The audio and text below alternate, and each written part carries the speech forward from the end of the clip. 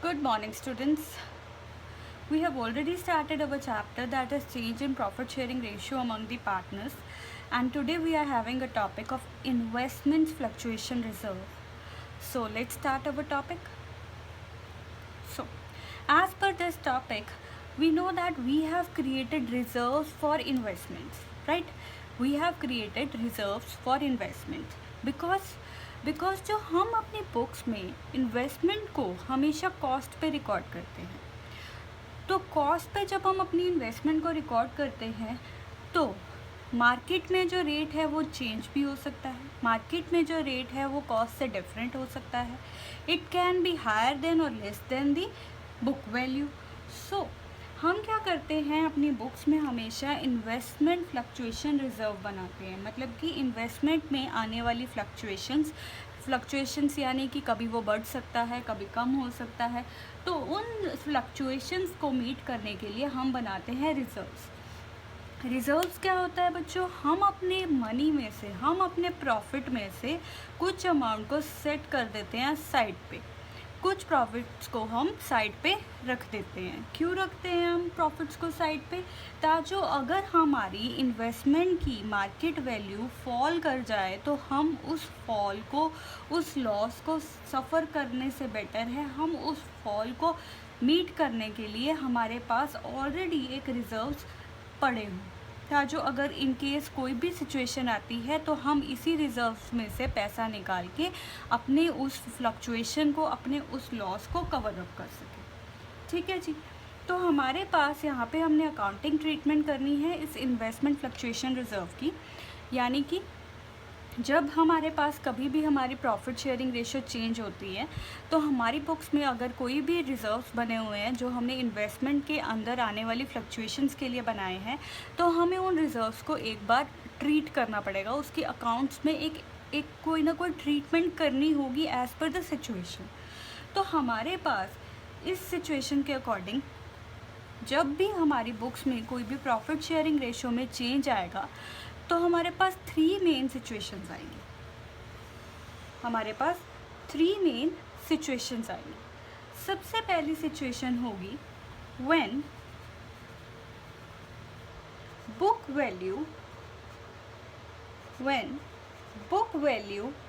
And market value of investments are same and market value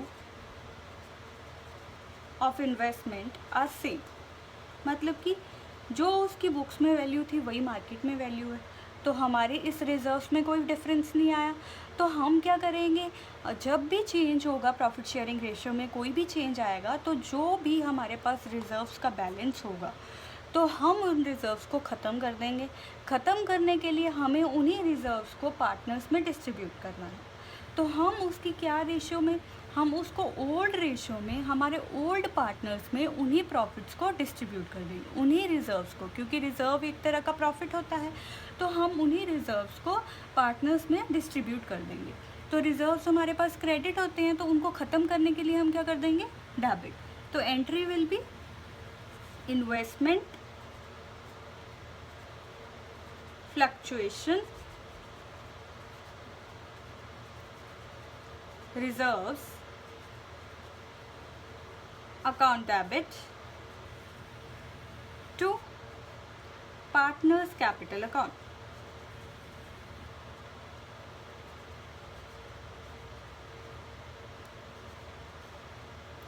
done.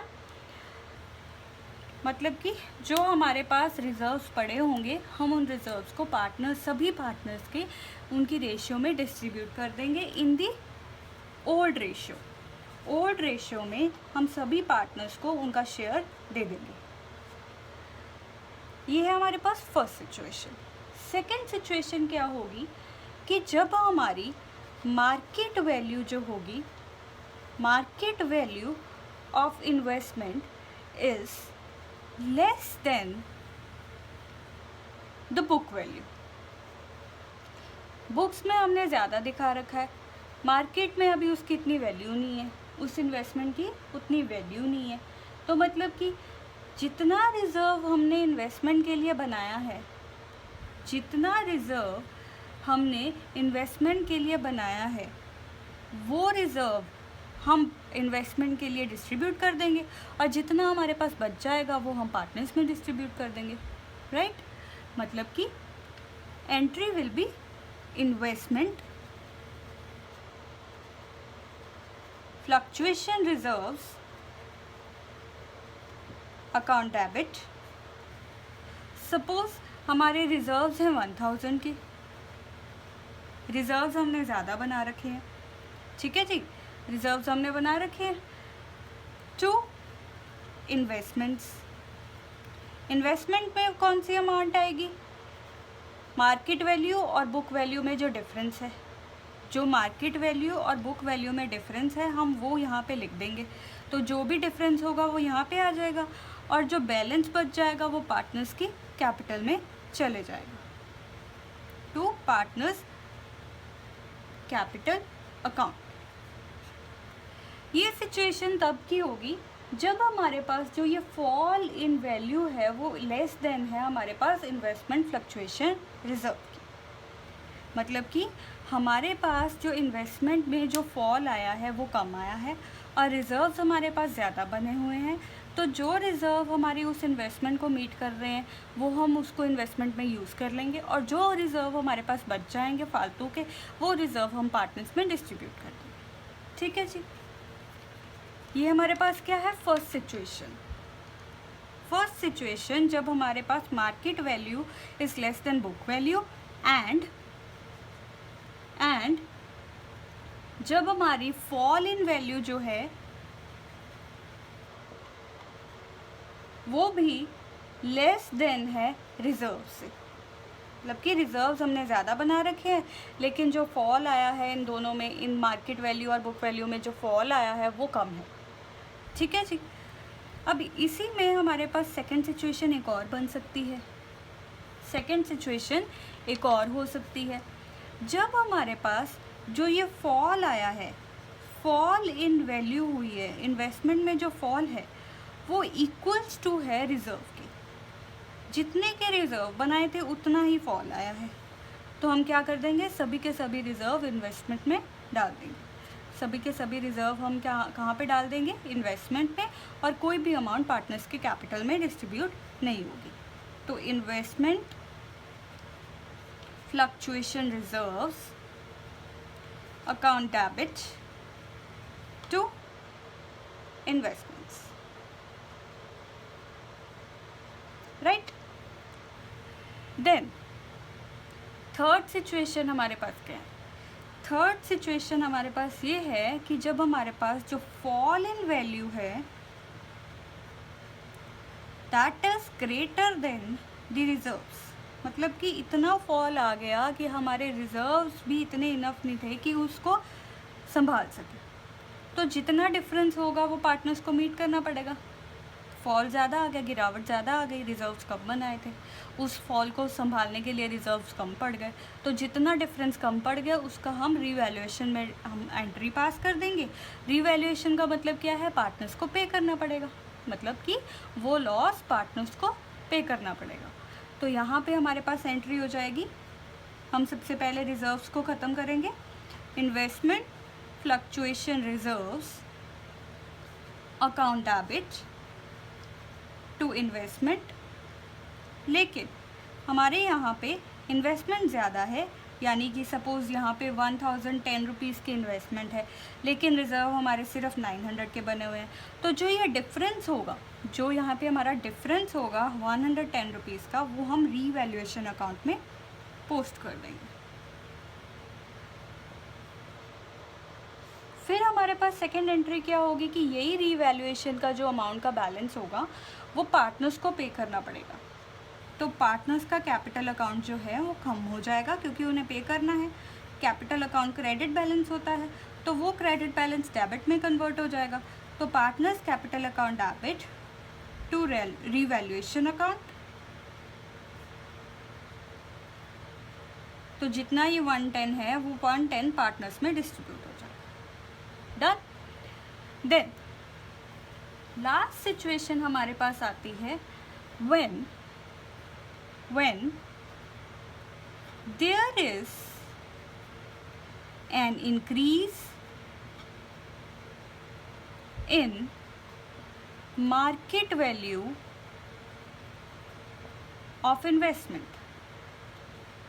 अगर हमारी investment की market value जो है वो बढ़ गई है, तो यानी कि हम जो ये रिज़र्व बनाते हैं वो तो बनाते हैं कि हम अगर मार्केट वैल्यू कम होगी तो हम उसे मीट कर पाएँ, लेकिन अब तो हमारी इन्वेस्टमेंट बढ़ गई, अब तो हमारी इन्वेस्टमेंट बढ़ गई, तो जितना अमाउंट हमारे पास इन्वेस्टमेंट फ्लक्चुएशन रिज़र्व में होगा वो हम पार्टनर्स को डिस्ट्रीब्यूट कर देंगे। तो हमारे पास सबसे पहली एंट्री क्या आ जाएगी? First entry will be investment fluctuation reserve account debit to partners capital account. फिर हमने देखा कि हमारी जो इन्वेस्टमेंट है उसकी वैल्यू बढ़ गई है। इन्वेस्टमेंट इज एन एसेट, हम डेबिट साइड पे डालते हैं, तो इन्वेस्टमेंट ही बढ़ गई है, तो हम एंट्री क्या डाल देंगे? Investment account debit to revaluation account, मतलब कि उसकी दोबारा से वैल्यूएशन हुई है, उसकी वैल्यू इंक्रीज हो गई है। और जब रीवैल्यूएशन होती है, किसी एसेट की वैल्यू इंक्रीज हो गई है, तो उसका इफेक्ट क्या हो गया? पार्टनर्स का भी शेयर इंक्रीज हो गया। तो third entry will be revaluation account debit to partners capital account. Done. तो ये हमारे पास 3 मेन सिचुएशंस हैं।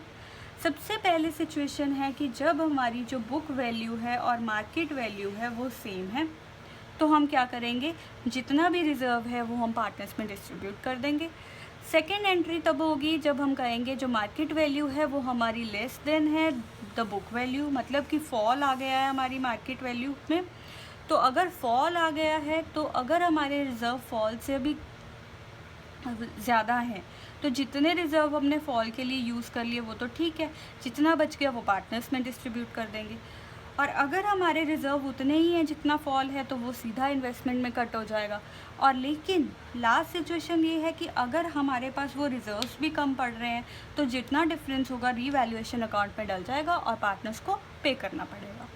And then we have last situation is जब हमारे पास जो अपनी इन्वेस्टमेंट है उसकी वैल्यू मार्केट वैल्यू ही बढ़ चुकी है, तो जितना रिज़र्व्स है वो हमारा सारा बच गया, वो सारा रिज़र्व्स हम अपने पार्टनर्स को डिस्ट्रीब्यूट कर देंगे। और फिर उसके बाद क्या होगा? जितनी हमारी इन्वेस्टमेंट इंक्रीज़ हुई है उसको बढ़ा देंगे और उसका नेट इफेक्ट क्या होगा? पार्टनर्स का भी शेयर जो है वो बढ़ जाएगा। ठीक है जी। So this much is enough for today. Tomorrow we will continue this chapter. So see you tomorrow. Thank you.